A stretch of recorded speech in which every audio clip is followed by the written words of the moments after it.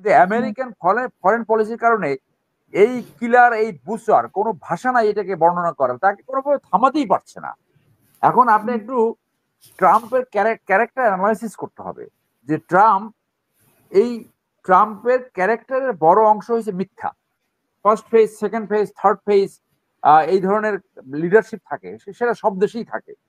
সেই জন্য একদম ক্যালকুলেটিভ ওয়েতে আমেরিকা এই ইসরায়েলকে দিয়ে এই আক্রমণটা শুরু করেছে এবং আমেরিকা ডাইরেক্ট পার্টিসিপেট করেছে। যখন তারা বলে তুমি সারেন্ডার করো, ইরানকে ধ্বংস করা, এবং এই মুহূর্তে ইরানের সামনে যে তাদের যে বন্ধু, তারা যেভাবে রাশিয়াকে হেল্প করেছে ড্রোন দিয়া, রাশিয়া তাদের পাশে দাঁড়াবে বলে হয়তো ইরানের মানুষ, ইরানের পলিসি মেকার্স, ইরানের যারা নেতা, তারা সেটা আশা করবে।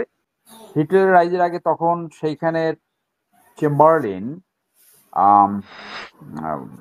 আপনার 1913-14 সালের থেকে বলছিল যে I will give a bloody lesson to this lance corporal. Hitler সেনাবাহিনীতে লান্স কর্পোরাল ছিল। সো ওই লান্স কর্পোরালই কিন্তু শেষে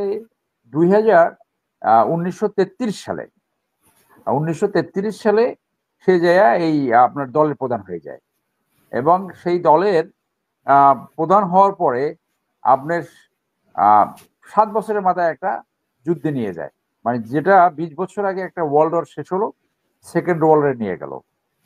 সো এই লান্স কর্পোরাল ইতিহাস কিন্তু সাকসেসফুল ইতিহাস না, এটা কিন্তু ব্যর্থতার ইতিহাস। ওয়ার্ল্ড ওয়ার বেজে গেল এবং পৃথিবী ধ্বংসের দ্বারপ্রান্তে চলে গেল, এবং সেফেস্ট কান্ট্রি কিন্তু আমেরিকা। আমেরিকা ওই যুদ্ধে অ্যালাইড ফোর্সের সদস্য ছিল, কিন্তু তারা কিন্তু সেইভাবে যুদ্ধে পার্টিসিপেট করেনি। কিন্তু এই লান্স কর্পোরালের পরিবর্তে এখন এই পৃথিবীতে আরেকজন এই হকিশ নেতা, মানে একজন মানবতা বিরোধী অপরাধী, এই যে নেতানিয়াহুর সৃষ্টি করছে, এই নেতানিয়াহুর সৃষ্টির পিছনে হইল আমেরিকা। এই নেতানিয়াহুকে আসছে এই ওয়ার্ল্ড, এই পৃথিবীকে আবার একটু আনস্টেবল করার জন্য, মানে একটা যুদ্ধ বিধ্বস্ত, মানে পুরোটা সময় যুদ্ধের উপরে। হ্যাঁ, এইটা নেতানিয়াহুর বিরুদ্ধে কিন্তু ইসরায়েলও আপনার আন্দোলন হয়েছে, এবং গাজাতে যখন আক্রমণ করে আপনি দেখেন প্রথম আন্দোলন কিন্তু শুরু হয়েছে সেই আমেরিকা থেকে, এবং সেখানে ইহুদিরাও পার্টিসিপেট করছে। কিন্তু আমেরিকান ফরেন পলিসির কারণে এই কিলার, এই বুসার কোনো ভাষা নাই এটাকে বর্ণনা করার, তাকে কোনোভাবে থামাতেই পারছে না। এখন আপনি একটু ট্রাম্পের ক্যারেক্টার অ্যানালাইসিস করতে হবে যে এই ট্রাম্পের ক্যারেক্টারের বড় অংশ হয়েছে মিথ্যা। ও এই যে অনেকে বলে যে 3-4 ধরনের ফেস দেখাতে পারে, ও বোধহয় 10 ধরনের ফেস দেখাতে পারে ট্রাম্প। সেটা কিরকম যে তার প্রথম রেজিমে আপনি যদি এখন গুগলে টাইপ করেন যে লাইজ অফ ট্রাম্প, আপনি দেখবেন ওইখানে আসে 5054 বার। 5054 বার সে ফার্স্ট রেজিমে সে মিথ্যা কথা বলেছে। তো আমেরিকানরা কিন্তু খুব কিউরিয়াস, মানে ওইটাও তারা রেকর্ড করেছে যে 5400 বার সে মিথ্যা কথা বলেছে এক রেজিমে। আর এইবার যখন ক্ষমতা গ্রহণ করলো, প্রথম যে যে উদ্বোধনী তার যে সেশন, সেই সেশনে সে 11 বার মিথ্যা কথা বলছে, 11 বার। তার মানে ওর কোনো কথার উপরে কিন্তু কখনোই বিশ্বাস করা যাবে না। এখন বলবে একটা, বিকেলে বলবে আরেকটা, সকালে বলবে আরেকটা। মূল কথা হলো মুসলমানদেরকে নিধন করা, মূল ওর ভিতরের কথা হলো মুসলমানদের নিধন করা। সেই জন্য এই যে তার ভাইস প্রেসিডেন্ট, সেটা আরেকটা হকিস। এদেরকে পাঠাইয়া কি করবে, কত করবে, সেই সন্দেহ থেকেই যায়। তো আমিও মনে করি যে ইরান অনেকটাই ক্যাপাবিলিটি অর্জন করেছে, এবং এই দুইটা রাষ্ট্রের বিরুদ্ধে, দুইটা কি আরো 4টা গ্রুপ আছে, ওই যে আইসিস একটা আছে, এখন সিরিয়াতে তো তাদের গভর্নমেন্ট, এবং জর্ডান তো সবসময় ইসরায়েলের পক্ষে। তো এই 4-5টা যে এনিমি সিচুয়েশন, এইখান থেকে যে counter attack, counter missile launch করতে পারছে, এইটা রিফ্লেক্ট করে যে এক ধরনের একটা মিলিটারি ক্যাপাবিলিটি তারা অর্জন করেছে, অন্তত দে ক্যান উইথস্ট্যান্ড। এবং নিশ্চয়ই এটা তাদের অ্যাপ্রিসিয়েশনে ছিল। আমরা মিলিটারি অফিসাররা যে কোনো যুদ্ধের আগে যে কোনো পরিস্থিতিতে অ্যাপ্রিসিয়েশন করি, তাদের অ্যাপ্রিসিয়েশন এটা আছে যে ইসরায়েলকে দিয়ে কিন্তু আমেরিকা আক্রমণ করাবে, এটা তাদের এই অ্যাপ্রিসিয়েশনে নিশ্চয়ই ছিল। এবং ওই খোমেনি এবং তাদের যে মিলিটারি কৌশলবিদ যারা, তারা নিশ্চয়ই এটা প্ল্যান নিয়েছে, কিন্তু তাদের একটা বড় ধরনের ইন্টেলিজেন্স ফেইলার কিন্তু আবির্ভূত হয়েছে, যে 4 জন টপ মিলিটারি লিডারকে কিভাবে মানে একেবারে পিন পয়েন্ট করে হত্যা করতে পারলো। তো এইখানে ওই যে তাদের যে ফিফথ কলামিস্ট, যে গুপ্তচর, তারা সাকসেসফুলি এইগুলো করতে পেরেছে।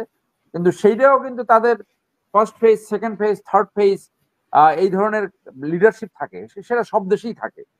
সেই জন্য একদম ক্যালকুলেটিভ ওয়েতে আমেরিকা এই ইসরায়েলকে দিয়ে এই আক্রমণটা শুরু করেছে, এবং আমেরিকা ডাইরেক্ট পার্টিসিপেট করেছে। যখন তারা বলে তুমি সারেন্ডার করো, যে তোমাকে আমরা মারতে পারি, এইগুলো বলে ভেরি আনডিপ্লোমেটিক ওয়ে,